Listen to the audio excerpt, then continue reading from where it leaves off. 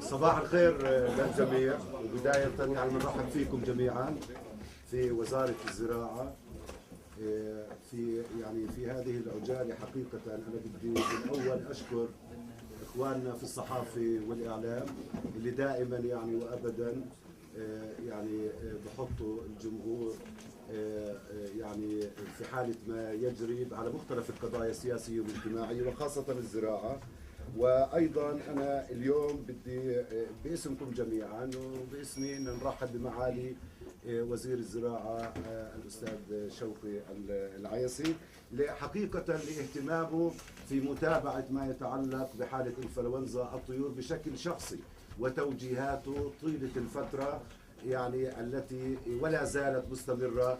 كان يتابع هذا الموضوع بشكل شخصي. واسمحوا لي اني اتقدم كمان بالشكر لمنظمة الأغذية والزراعة للأمم المتحدة على اهتمامهم مش بس في موضوع انفلونزا الطيور، لأنه منظمة الأغذية والزراعة شريك رئيسي لوزارة الزراعة. وبدي أشكر الميشن اللي قدم من يعني جاءنا من روما، وايضا منظمه الOIE منظمه الصحه يعني العالميه للثروه الحيوانيه. وبدي اشكر زملائي في وزاره الزراعه وخاصه في الخدمات البيطريه. بديش اطيل عليكم، اسمحوا لي ان اقدم كلمه مع الوزير. تفضل. شكرا. اهلا وسهلا. صباح الخير للجميع واهلا وسهلا وشكرا على الحضور. كما تعلمون خلال الشهر الماضي برز لدينا مرض انفلونزا الطيور، واللي كان بحاجة لتحرك سريع وبشكل دقيق لمحاصرته. طبعا المرض ابتدأ هو في المنطقة في شمال إسرائيل وانتقل إلينا من خلالهم، لكن التحرك السريع من الوزارة كان له دور ومفعول كبير في محاصرة المرض، حيث ظهر في فلسطين فقط في مزرعتين، وتم محاصرته في داخل هاتين المزرعتين ولم ينتقل إلى أي مكان آخر. وهذا بنعتبره إنجاز ولم يكن صدفة، بل جاء نتيجة لتحرك الوزارة وخاصة قطاع البيطرة بشكل سريع جدا، وقيامه بكل ما يلزم حسب الإجراءات المقررة سابقا للتعامل في هكذا حالات. تم إجراءات الحجر الصحي على المناطق المصابة، وتم إعدام الطيور المصابة في المزرعتين اللي تأكد وجود المرض فيهم، واتخذت كل الإجراءات الوقائية لعدم انتشار المرض. ونعتز بالقول أنه نجحنا في ذلك، والآن فلسطين خالية تماما من هذا المرض. لكن طبعا وبالتأكيد الإجراءات مستمرة والعمل على قدم وساق لمواجهة أي طارئ. يهمنا دائما أن نستفيد من تجاربنا وأن نتابع توصيات اللجان المختصة. لا شك أنه يجب أن نشكر منظمة الفاو على المساعدة والمتابعة والتواصل منذ اللحظة الأولى وطوال الشهر الذي كانت فيه الإجراءات المتبعة لمواجهة المرض، والبعثة اللي حضرت من روما لمساعدتنا والتنسيق مع طواقمنا للتعامل مع الحادث. علاقتنا فيهم علاقة تاريخية ومستمرة، ونستفيد جدا من خبراتهم وتواصلهم معنا. وأصبح لدينا في الوزارة طاقم ذات كفاءة ومؤهل للتعامل مع هكذا أحداث، والدليل هو ما حصل الشهر الماضي عندما استطاعت الطواقم مواجهة هكذا وباء، واللي هو عادة ينتشر بشكل سريع جدا بين الطيور، لكن الإنجاز بمحاصرته في مزرعتين فقط وعدم انتشاره إلى أي مكان آخر هو حقيقة يدلل على كفاءة الطواقم وقدرتهم الإدارية والفنية. بتنفيذ كل الإجراءات المطلوبة والنجاح في مهمتهم. بدي أقدم شكر جزيل لطواقم الوزارة اللي استطاعت حقيقة النجاح في مهمتها. بهمني أيضا الانتباه لتوصيات الفريق حتى نستفيد في المستقبل ونواصل التقدم بإجراءاتنا وعملنا ورفع كفاءة طواقمنا لأحداث مستقبلية. وهذه التوصيات اللي كما ترون في البيان الموزع سنعمل على متابعتها وتنفيذها. في النهاية أستطيع القول أنه إحنا بكل أريحية نقول الآن فلسطين لا يوجد فيها هذا المرض، وسنواصل المتابعة لكي نتلافاه في المستقبل. هذا المرض منتشر وينتشر خاصة في مواسم هجرة الطيور، لذلك سنبقى دائما على أهبة الاستعداد لمراقبة كل المزارع ومواصلة العمل لحماية مواطنينا ومنتجاتنا من هذا المرض. وشكرا لكم. شكرا. أشكر معالي الوزير. والآن يعني حسب برنامجنا راح يقدم السيد الصوفي، الآنس الصوفي من بعثة FAO أو منظمة الأغذية والزراعة للأمم المتحدة عن ما هي أهم الاستنتاجات التي وجدوها خلال بعثته واللي استمرت يعني من 26 إلى هذا التاريخ، ومن ثم سيكون هناك أسئلة وإجابات. تفضل مستر بليز. على المايكات هذا الباب. المايكات. المايكات. You can change the blade. Please you can come. ممكن.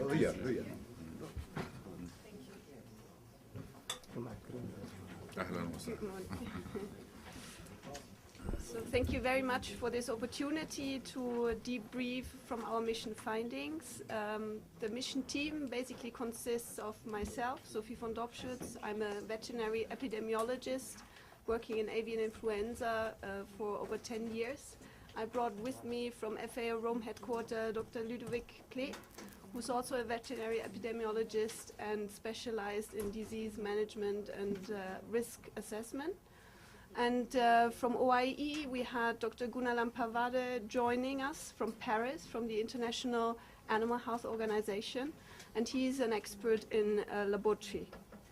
So we actually had a very busy mission schedule. We came here last Monday, and we met with a great number of representatives, not only from the veterinary services, but also from private veterinarians, actors in the poultry industry, district veterinary officers, farmers, the agriculture extension service, just to name a few. We've met a lot of people, and we greatly thank everyone for giving us their insights into the situation, which really helped us assess the situation in the best possible way. And we would like to congratulate the veterinary services for doing an excellent job dealing with these two outbreaks that were recorded in Jenin and in Kakilia. From our mission findings, we can see that these outbreaks have been dealt with efficiently, timely, and inshallah, you will have no new outbreaks.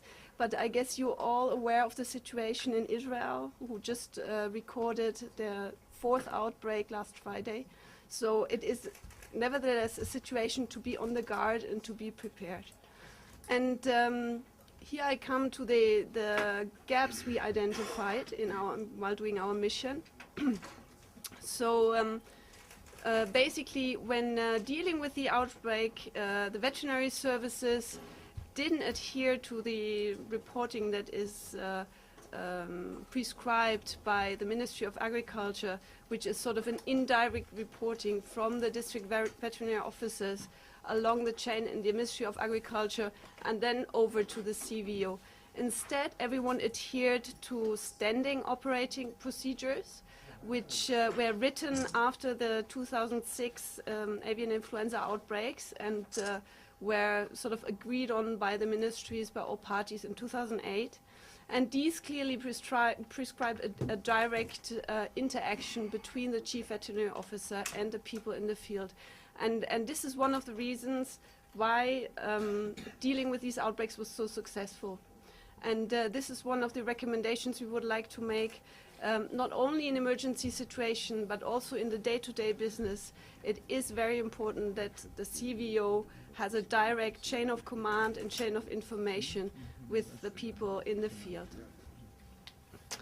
Then we also realized that dealing with the outbreaks in such an efficient way, unfortunately, the veterinary services exhausted their stock of reagents and of test kits. So this is actually an urgent need that needs to be filled, a gap that needs to be filled, given the situation in Israel. And the FAO office for West Bank and Gaza kindly agreed to get consumables and laboratory reagents and test kits as soon as possible to the veterinary services. However, in general, it would be good if the veterinary services under the CVO had an emergency fund at their disposition to deal with these kind of events and to order their own material very, very quickly and in an efficient way. So this is another recommendation we would like to give. Then also when talking to epidemiologists from the public veterinary services, we realize there's a great capacity here to deal with things and people had trainings, but nevertheless there is improvement. We should make sure that there's continuous professional development for these actors. And we should also make sure that the SOPs are tested regularly in simulation exercise. That means it should ideally be tested on the ground in all districts that you have and should include not only the veterinary services but all actors involved in outbreak management and have a dry run without an outbreak, just simulating an outbreak to see if everything is in place and to identify any obstacles and to solve these in peace times to be ready for outbreak times. The SOPs we realized are very, very well written and very applicable. However, during the outbreak management of the two recent outbreaks, veterinary services did indicate a few obstacles or a few lessons learned that should be incorporated in these SOPs, so they should be updated. And it should also, we suggest there should be a light version which is highly applicable in the field with only concentrates on those options that are feasible in the certain context of the field situation. Because in an emergency, people don't have time to think and make decisions. They want a manual which they can follow and where everything is written and they just do their job. And also talking to the laboratory people, so we had the chance to visit the Central Veterinary Laboratory in Hebron and also the Nablus Veterinary Laboratory. And we talked with the staff there, and not only the test kits that are lacking at the moment seem to be a problem, there's also an issue of the PCR machines, so the laboratory machines that are used to doing the testing. For example, when dealing now with the recent two outbreaks, a lot of samples were coming in not only from the affected farms but also from the surrounding area, which was well sampled. Surveillance was done as per SOPs. And this huge flow of samples had to be run through just one machine. So it would be ideal that, being a central veterinary laboratory, that Hebron would have two machines to run their samples in order to save time and deliver the results as fast as possible. Because this has also been one issue identified, that there was a time delay between sample submission and official confirmation. The confirmation came very timely by phone, which enabled people to act on the ground, but farmers were waiting for an official confirmation, and apparently there has been some delay.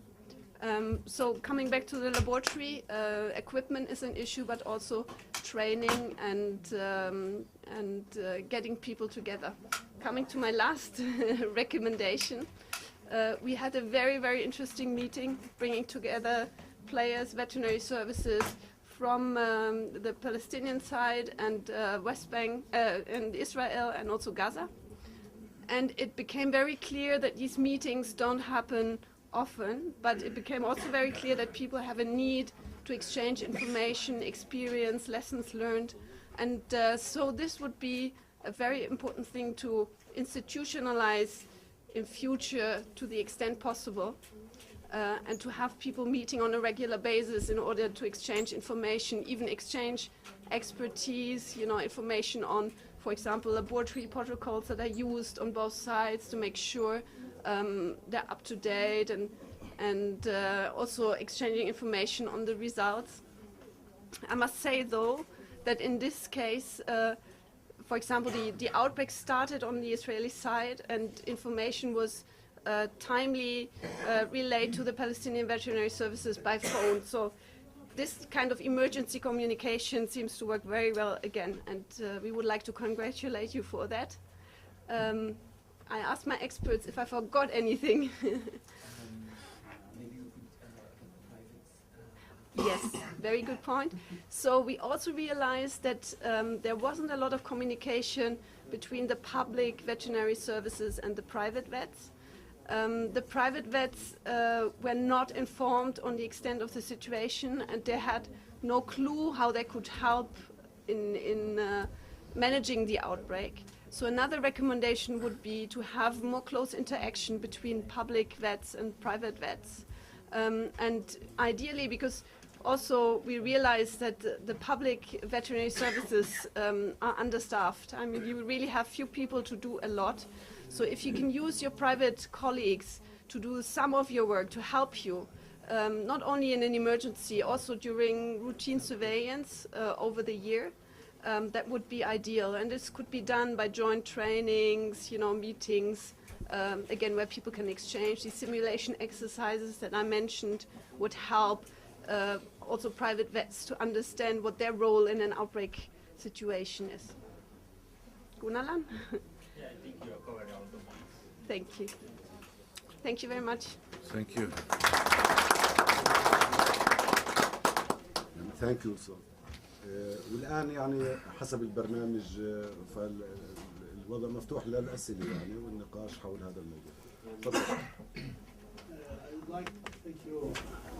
Nice having you here in Palestine. I would like to just, my name is Imad Atwash. I'm the director of Palestine Wildlife Society. We are studying the bird migration actually. I would like to ask you if you have any results or any study on the connection between the migratory bird species and the avian flu. Yeah, In the region. in the region, I have to refer to publications. I'm personally not a wildlife specialist, but what the publications I read concerning previous outbreaks of avian influenza in Israel, there was a suspected wild bird link from Egypt because the strain found in Israel outbreaks was identical to a strain found in wild birds in Egypt. And so they had this hypothesis. It's very difficult to prove, to really point your finger and say, yeah, that's it. But it is one of the modes of introduction of the virus for avian influenza. And I'm not sure if you followed the news, but we had a different strain called H5N8 coming all the way from Asia to Europe last year in November. And the theory also there is that it was brought by wild birds all the way over to Europe. On the species. I have a list of species also. Yeah, if you give me your email, I would be happy to. Yeah, what the sort of the birds that are most susceptible for the H5N1 virus are usually wild waterfowl. Yeah. كمان أي سؤال؟ عليك تحدثتم انه وذكرتم انه سبب نقل العدوى من الطيور المهاجره. فهل الطيور المهاجره فقط كانت يعني المزرعه او مزارع الحبش هي اكثر تاثرا من الطيور المهاجره، وهل ممكن التاكد من انه الطيور البريه عندنا غير مصابه بانفلونزا الطيور؟ هو في الواقع يعني حتى نكون دقيقين، الطيور المهاجرة تسبب المرض بشكل عام، يعني في مختلف مناطق العالم أحد أشكال انتقال المرض هو الطيور المهاجرة، لكن في الحالة المعنية اللي بنتحدث عنها المزرعة الأولى اللي أصيبت عندنا مزرعة الحبش هي انتقل العدوى إلها من مزارع إسرائيلية، جلبوا الحبش من مزارع إسرائيلية كانت مصابة وهكذا انتقلت العدوى. يعني في حالتنا المحددة اللي هي المزرعتين مش الطيور المهاجرة بل انتقال من إسرائيل. لكن علميا زي ما تفضلت في السؤال الأول اللي جاوبت عليه بالإنجليزي، هناك علاقة بشكل عام في العالم ما بين هجرة الطيور وانتقال المرض. فيما يتعلق بالطيور البرية. تفضل. تعليمنا عليك. احنا عندنا اكثر شيء خطر بالنسبه للطيور المهاجره هي الطيور المائيه اللي بتيجي على منطقه الحوله القبريه وبعدين بتنتقل عندنا. ولكن الاصناف احنا سبق ومع مديريه الزراعه طلعنا البروشور هنا الطيور المائيه معينه اللي بتيجي على قبريه والحوله واللي بتيجي على مناطقنا. اكثر شيء المناطق الحساسه عندنا احنا منطقتين كطيور مهاجره، منطقه نهر الاردن، منطقة الساحل الفلسطيني. أيوة بس في أنواع معينة وهذه قليلة العدد، قليلة المشاهدة في الطبيعة في خلال فترة هجرتها الخريفية. هو المقصود يعني بشكل عام في العالم أحد أشكال الانتقال الطيور المهاجرة، ما بنحكي يعني بالتفصيل عن بس تفضلت في دقيق صحيح. لم يعلن عنا عن أي إصابات بشرية نهائيا. وزارة الصحة طبعا كانت معنا طوال الوقت وأجرت فحوصات على الأشخاص اللي كانوا على احتكاك مباشر بمناطق المرض ولم يثبت أي إصابة بشرية نهائيا.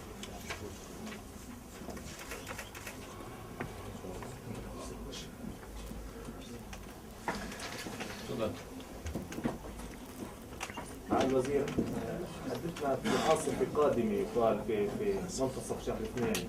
في العاصفة السابقة هل تجاوزنا أثارها فيما يخص تعويض المزارعين واضحا في وضع قادرين على إعادة الإنتاج مرة أخرى؟ وأيضا حدثنا عن بعض القرارات التي اتخذتها مؤخرا في حظر أصناف محددة، استيراد أصناف محددة من إسرائيل أو من غيرها. يعني في الواقع هذا مجال آخر تعمل فيه وزارة الزراعة، وهو التعامل مع الأحوال الجوية التي تشكل أو تحدث أضرار للمزارعين، واللي آخرها كان العاصفة هدى، الكل سماها هدى بعرفش ليش، بس الوزارة تحركت بشكل سريع جدا وقائيا قبل وصول العاصفة وأثناء العاصفة. الضرر اللي شكلته هاي العاصفة في فلسطين كان تقريبا 64 مليون شيكل. الوزارة وطواقمها عملوا بشكل سريع لإحصاء الأضرار والتعامل مع المزارعين والمناطق اللي تعرضت للأضرار، وفي نفس الوقت العمل على جلب التمويل لتعويض المزارعين لكي يعودوا إلى حلقة الإنتاج بأسرع وقت ممكن. واستطاعت الوزارة تأمين جزء من مبلغ الأضرار، وسيبدأ تعويض المزارعين خلال أيام قليلة.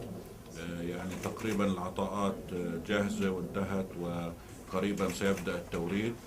طبعا نتحدث عن تعويض المزارعين في الضفة وغزة، ليس فقط في الضفة.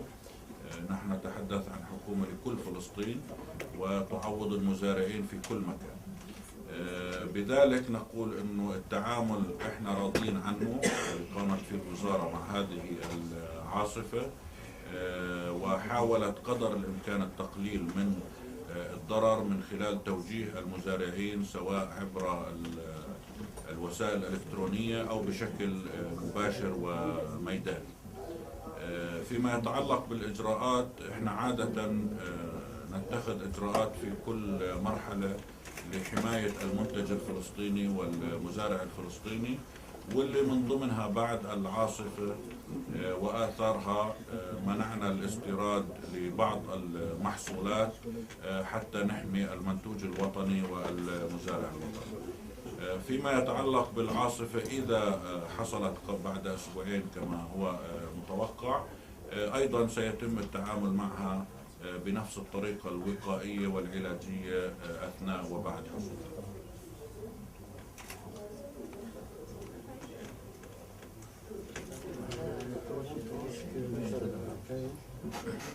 Sure, sorry. About the plans of FAO, future planning to support our ministry and our teams for human resources about animal disease. How can we support Thank you. our Thank you. As you know, the first outbreak was recorded on 19. We had the confirmation, the lab confirmation on the 20 and then on the 21st. We have fielded this mission in 5 days. One of the outcomes of this mission is a list of things that need to be done to be able to respond in future to outbreaks that might not be limited to just 2 as this time. This time, as mentioned by Dr. Sophie, the response was very effective, but really challenges the capacity that exists. Now, the commitment of FAO is to try to increase these capacities, to improve these capacities. For this, together with the minister, we have organized a briefing for the donors this afternoon. We will be circulating the report that will be finalized in the coming days. And with that, we will sensitize the international community to reinforce the capacity of the veterinaries services. You know, this is, in any state, vet services are a priority. Because animal health is important for economic purposes, for livelihood, but is extremely important also for human health. So this is a part of the essential services that every state should have. And we think that further work is needed in Palestine, and we are ready to help doing this work. I would like to say that our relation with FAO is not limited to the crisis time. We have a historical relation, goes long way back, years since the establishment of the Palestinian Authority and the ministry and its continuous relation. Of course, in times of a crisis, we need them more, and they are always ready and alert. And I believe the recommendations the delegation made for this specific issue will be discussed and followed together with FAO, and I am sure they will help us, as always, to exchange experience and with as many resources as they have available to us. Thank you.